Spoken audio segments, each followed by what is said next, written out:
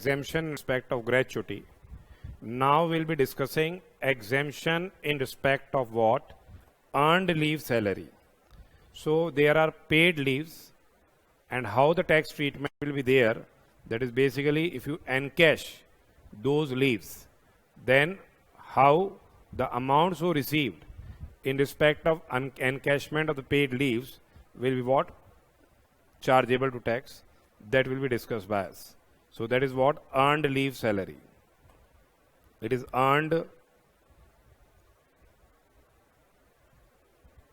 leave salary, or it is leave encashment.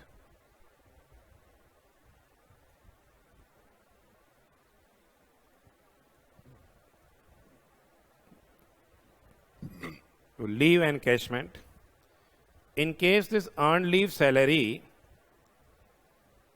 if same is received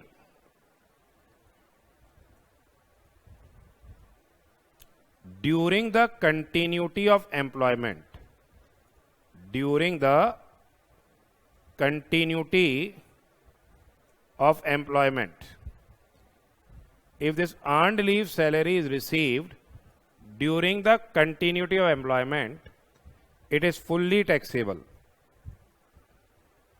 It is fully taxable whether the employee is a government employee or a non-government employee. So if you get an encashment of these paid leaves during the continuity of the employment, the same is what? Fully taxable. Then the leave encashment which is received at the time of, say, retirement, or say superannuation,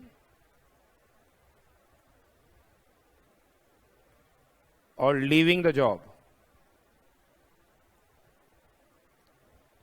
If the leave encashment is received at a time of retirement, superannuation, or leaving the job, so here in case of the government employees, here in case of government employees,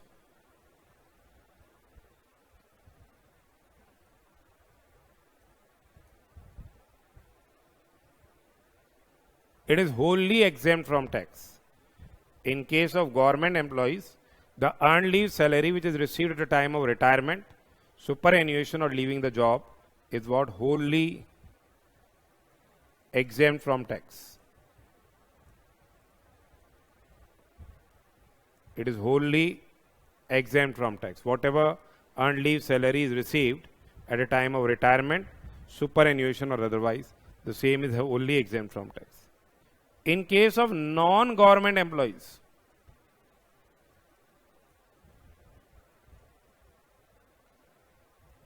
in case of the non-government employees, here least of the following amounts, least of the following amount is exempt. Least of the following amounts is exempt. Whatever in case of non-government employees, least of the following amount is exempt. Number one is leave at the credit of an employee. Leave at the credit of an employee taking 30 days in a year, taking 30 days in a year for every completed year of service. For every completed year of service, that is leave at the credit of an employee taking 30 days in a year for every completed year of service into average salary. Into what? Average salary. Number two is 10 months into average salary. Number 2 is 10 months into average salary. Number 3rd is rupees 3 lakhs. Rupees 3 lakhs. And number 4th is actual earned leave encashment received. Actual earned leave encashment received. So here one is what leave at the credit of the employee, taking 30 days in a year for every completed year of service into the average salary. Number 2 is 10 months into average salary. Number 3 is rupees 3 lakhs. And number 4th is actual earned leave salary. So first of all, what salary here means? Salary means basic salary plus DNS allowance to the extent it forms part of retirement benefits. DA to the extent it forms part of retirement benefits, plus percentage wise fixed commission on turnover achieved. Percentage wise fixed commission on what? The turnover achieved. So here the salary means what? Basic salary plus DNS allowance to the extent it forms part of retirement benefits, plus percentage wise fixed commission on the turnover achieved. Then we have to take the average salary. Here what average salary means? Here average salary means salary drawn in last 10 months preceding his retirement or say superannuation or leaving the job. So this is a fundamental difference between the gratuity and earned leave salary. Say here if the employee retires on say 15th of March 20XY.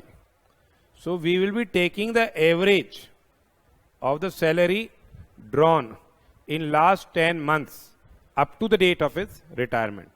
Whereas in case of the gratuity, we were taking up to what? Average of up to say 28th of February 20XY in case of gratuity. That is what from 1st May 20XX to say 28th of February, May, June, July, August, September, October, November, December, January and February. Likewise. But here it will be what? From 15th of May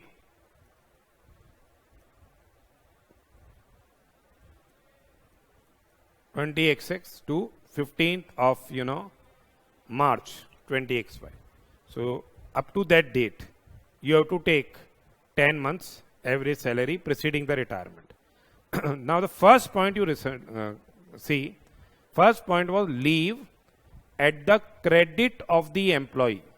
Leave at the credit of the employee taking 30 days in a year for every completed year of service into the average salary.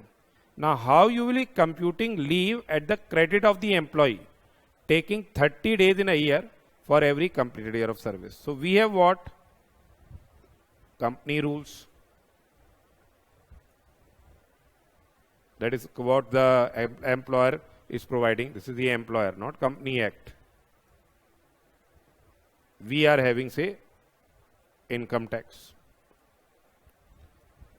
Now say if an employee has completed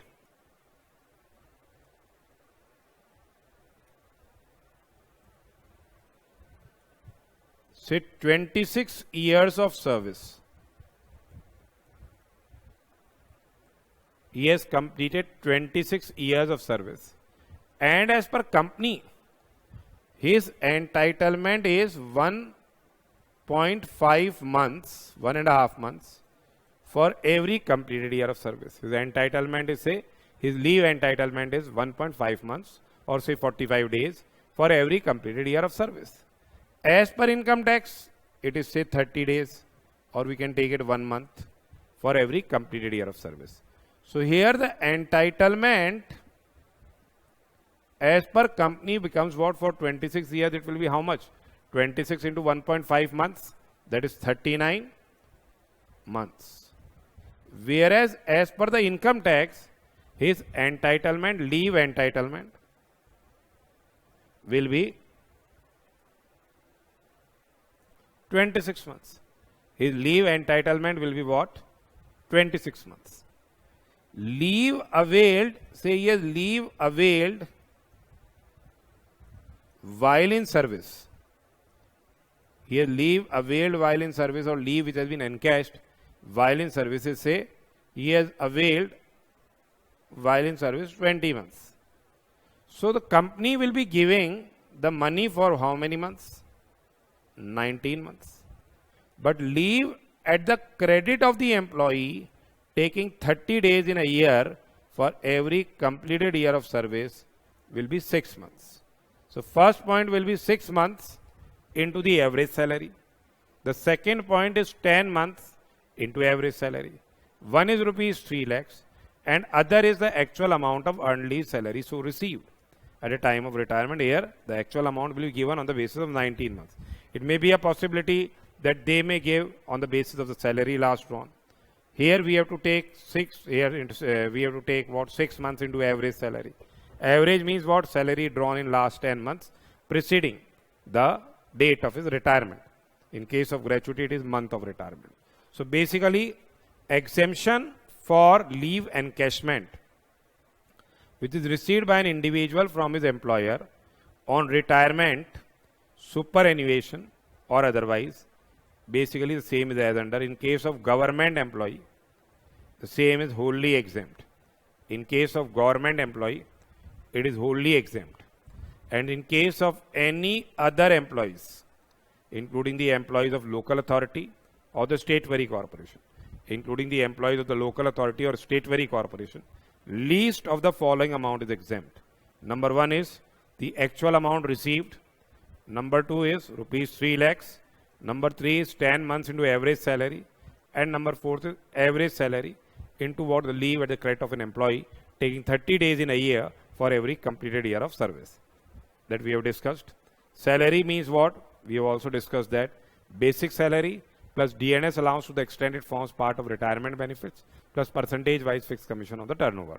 And we have to take the average salary drawn in last 10 months preceding the say date of his retirement. And you have to work out the leave at the credit of an employee taking 30 days in a year for every completed year of service. That is what? Annual leave entitlement taking 30 days in a year. Whatever is a completed year of service, whatever leaves have been availed while in service, the same is reduced to find out the leave at the credit of the employee taking 30 days in a year for every completed year of service.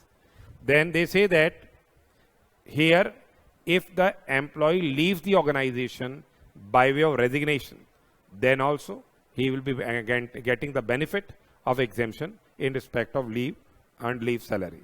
So exemption is also available. Exemption is also available for leave encashment received on resignation, as it is covered under the expression otherwise. The same is covered under the expression otherwise. Then no exemption is available in respect of leave encashment received during the continuity of employment. No exemption is available in respect of whatever leave salary is received during the continuity of employment. However, he can get a relief under section 89. He can get a relief under section 89. Then, if say leave encashment, he has received leave encashment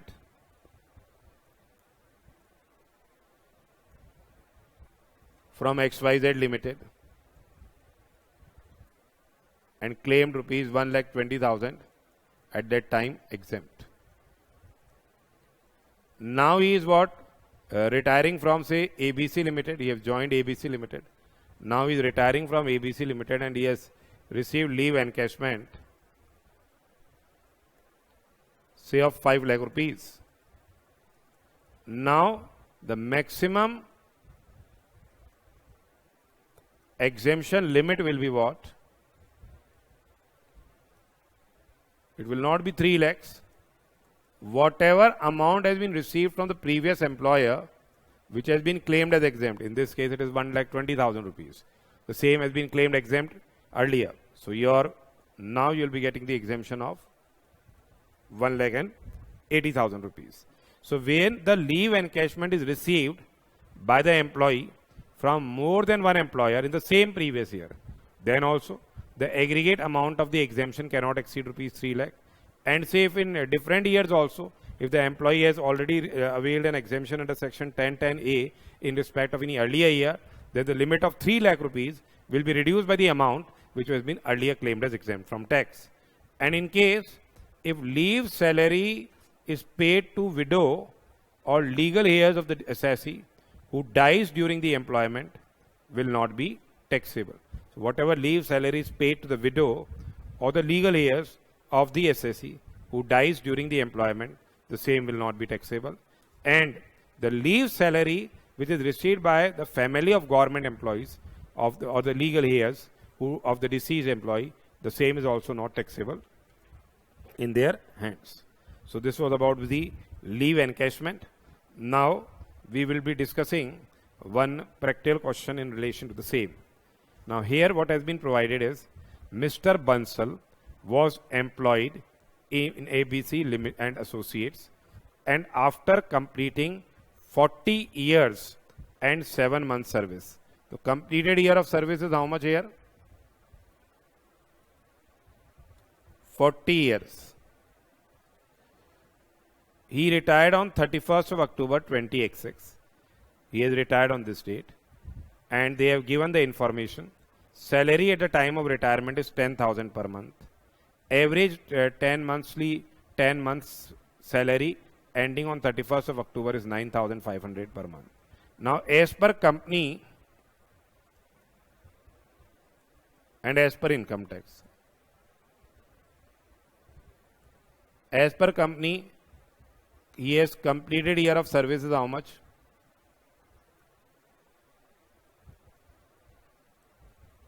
That will remain same, 40. Leave entitlement is 1.5 months for each completed year of service. It is leave entitlement. 1.5 months for every completed year of service. Here it is 1 month. So as per company, leave entitlement is 60 months. Whereas as per income tax it is how many months? 40 months. As per income tax it is 40 months. Now he is receiving leave encashment received at the time of retirement on the basis of salary last drawn. So he is receiving leave encashment of 5 lakh rupees at a time of retirement on basis of salary last drawn, that is 10,000. So how many months he has availed while in service? So it is what? Leave encashment at a time of retirement.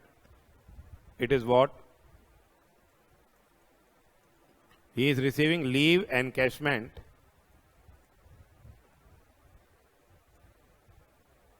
of 50 months. That is why he is receiving 5 lakh rupees. So leave availed while in service, that is a balancing figure. He has leave availed or leave encashed while in service. How many months? 10 months. So in questions this type also, they may give whatever leave encashment is received. So it is what? 30 months. Leave at the credit, taking 30 days in a year for every completed year of service.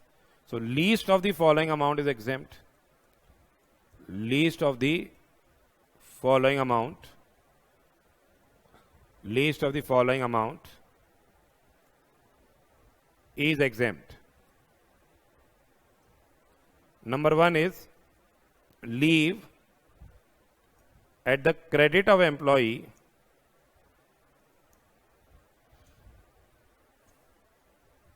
taking 30 days a year, taking 30 days in a year for every completed year of service.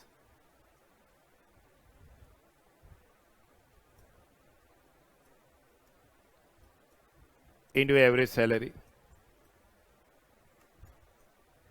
That is 30 months into average salary is how much? 9,500. Number two is 10 months into average salary is 9,500. Number three is he has received the leave and actual say 3 lakh rupees is a fixed limit, and actual leave encashment received is 5 lakh rupees.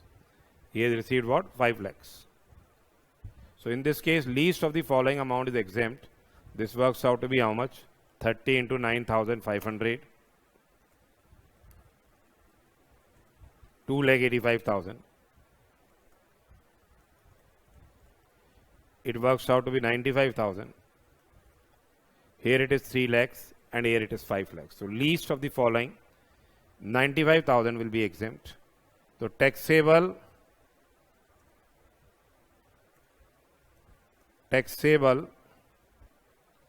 leave encashment at a time of retirement is 5 lakhs minus 95,000. So taxable amount will be how much? 4 lakh and 5,000 rupees. Taxable amount will be 4 lakh and 5,000 rupees.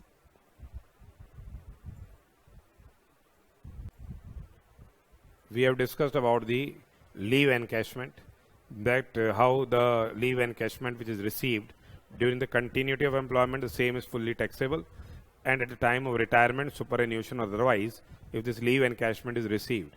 In case of government employees, it is exempt, and in case of non-government employees, least of the following amount is exempt. What is the leave encashment so received?